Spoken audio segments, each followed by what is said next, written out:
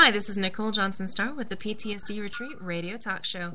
Tonight we have a wonderful guest, Kevin Lake, author of Off Switch, as well as 3 other books. And from what I understand, Kevin, you've also got a few other books in the works, a couple novels, and some short stories to come. Is this true?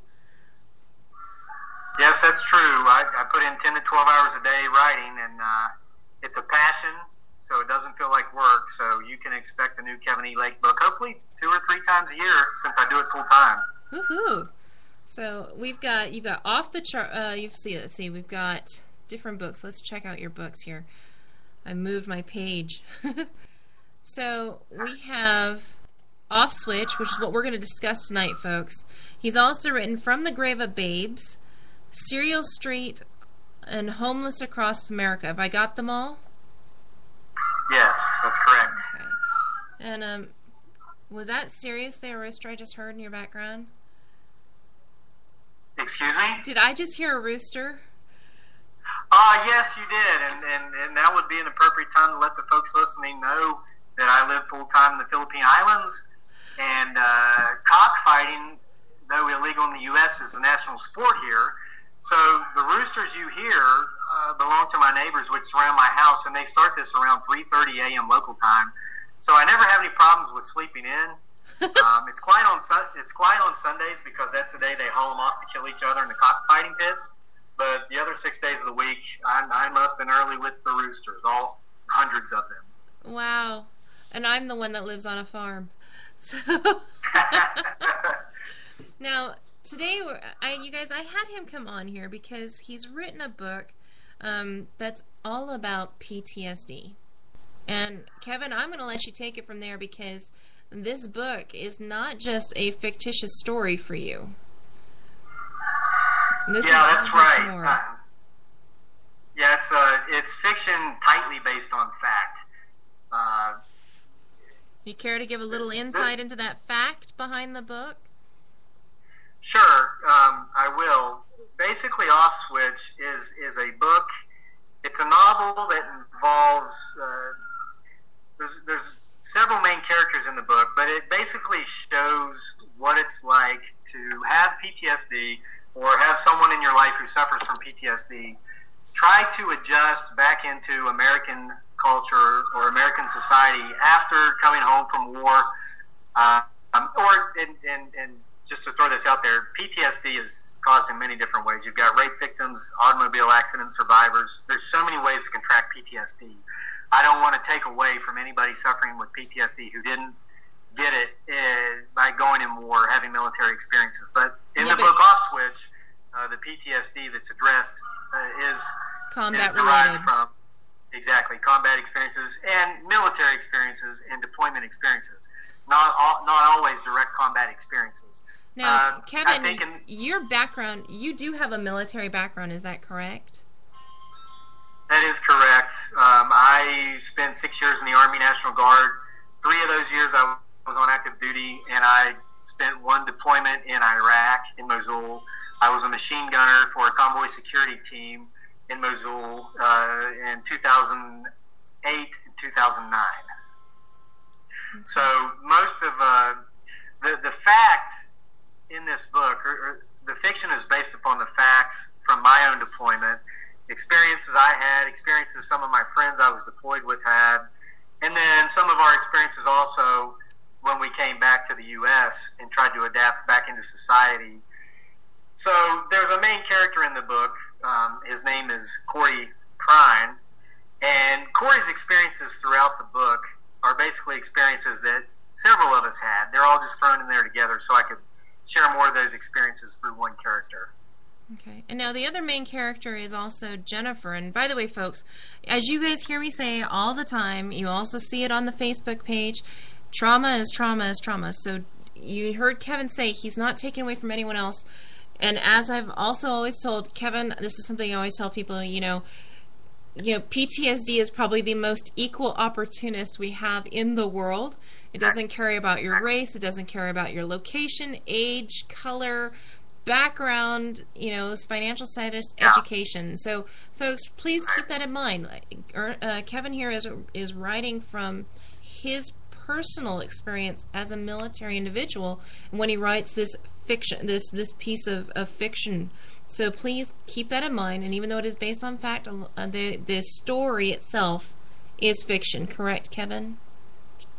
That's correct. And I want to piggyback on your statement there. There is a character in the book I mentioned to you before the interview named Dr. Jerry Barnes.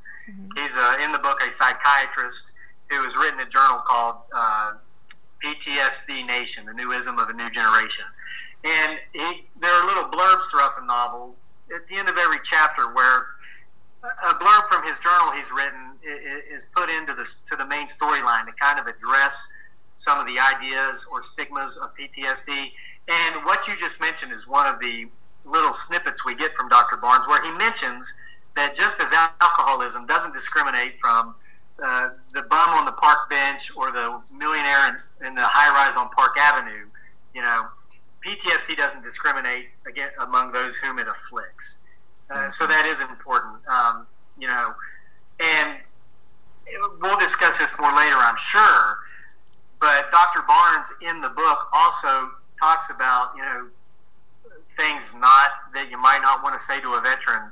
One of those things being, common sense to those of us who have served in the military is, hey man, did you kill anybody over there?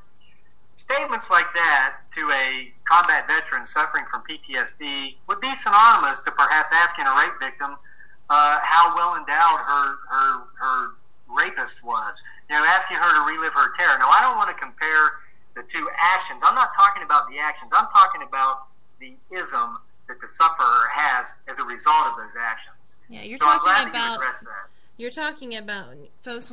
Let me go ahead and even further clarify that.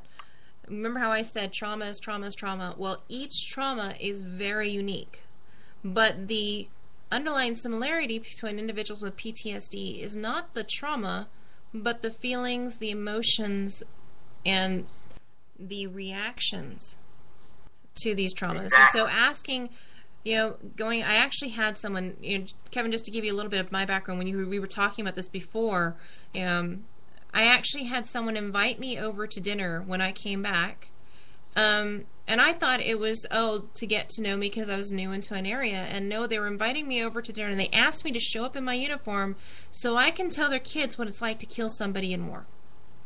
And they were having all 12 of their kids over. This is Utah.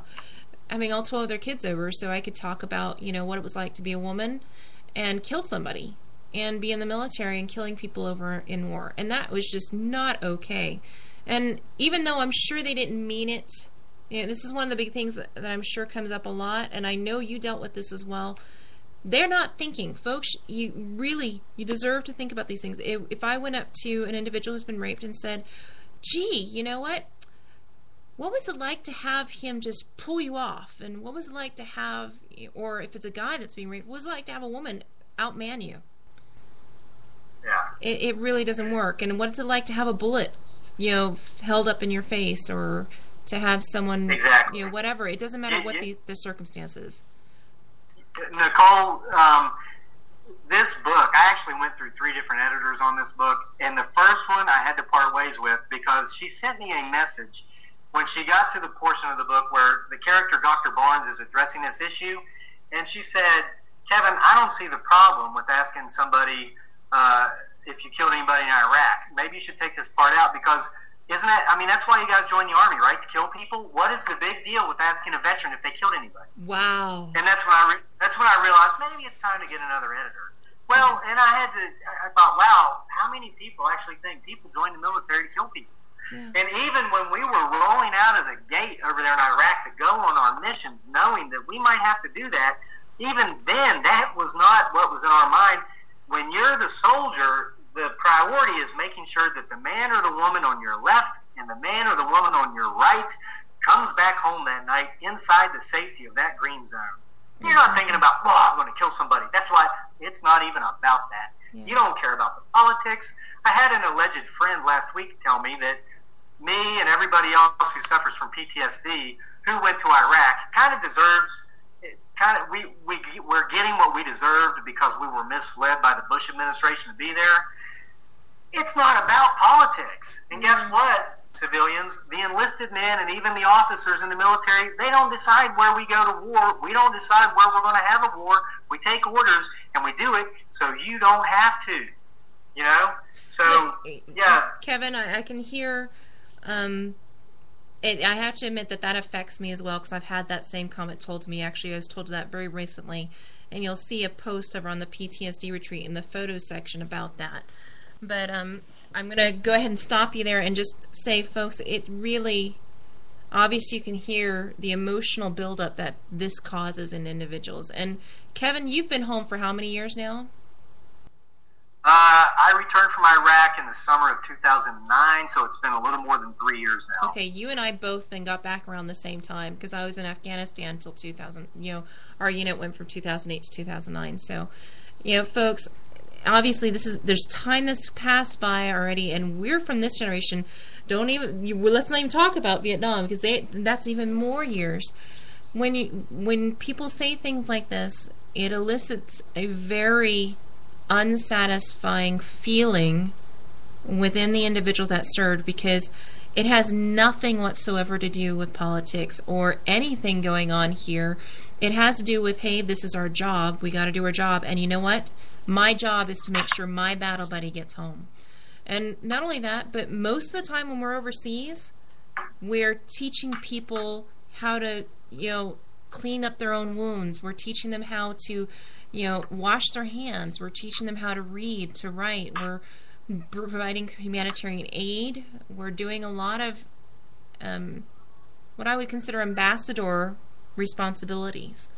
And that's part of also being a soldier. And so you're hearing some of the emotional response that comes along with that. So I ask that you keep that in mind, especially if your mom or dad or brother or sister and your loved one is coming home, or if you're a concerned individual, a wonderful, loving American who's watching these guys come home a little bit different than they left. Keep this in mind, because none of them went over there to shoot somebody or to kill somebody. They went because they had no choice. That was their job to go. And I know some of you may say, oh, you always have a choice. Well, yes, it's have a choice of do your job or not have that job.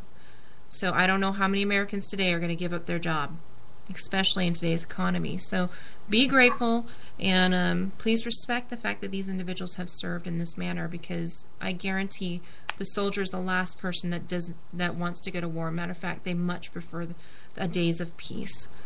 So, and this is addressed in this book. Now, Kevin, you actually wrote this book not for the individual that has PTSD, but for the families and for the individuals that are dealing with an individual and loving somebody that has PTSD. Is that correct? That's correct. And that was done for a couple of reasons, as I mentioned to you before when we were talking. I wanted to, primarily, folks, I'm a writer. Okay, I'll get that out there. It's what I consider my full-time job, but I love it, so it doesn't feel like work.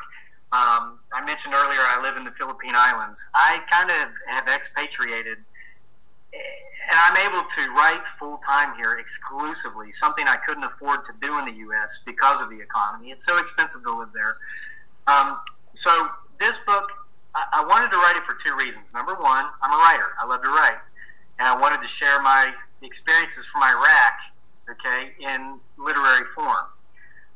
So what I found, though, in attempting to do that is that I couldn't do it from a nonfiction standpoint because of the pain, the anger that came back to the surface anytime I had to relive the issues that happened that is addressed in the book. So what I did is, working towards the second objective of this book, which was to help those, as Nicole mentioned, who live with those who suffer from PTSD, I decided to write it from a fictitious standpoint, come at it from a side angle, so to say, take myself out of the book, but put a main character in whose experiences are based upon my own experiences from some of my battle buddies, these experiences being the experiences we had in theater, in the combat theater, and also back home in America once we tried to reintegrate back into society after coming home from Iraq. So the main character in the book is not the soldier whose name is Corey Prine, the veteran who's suffering from PTSD. He's a secondary character. The main character is a 38-year-old lady named Jennifer Hutton, who is a licensed clinical social worker at the Veterans Administration Hospital. So it shows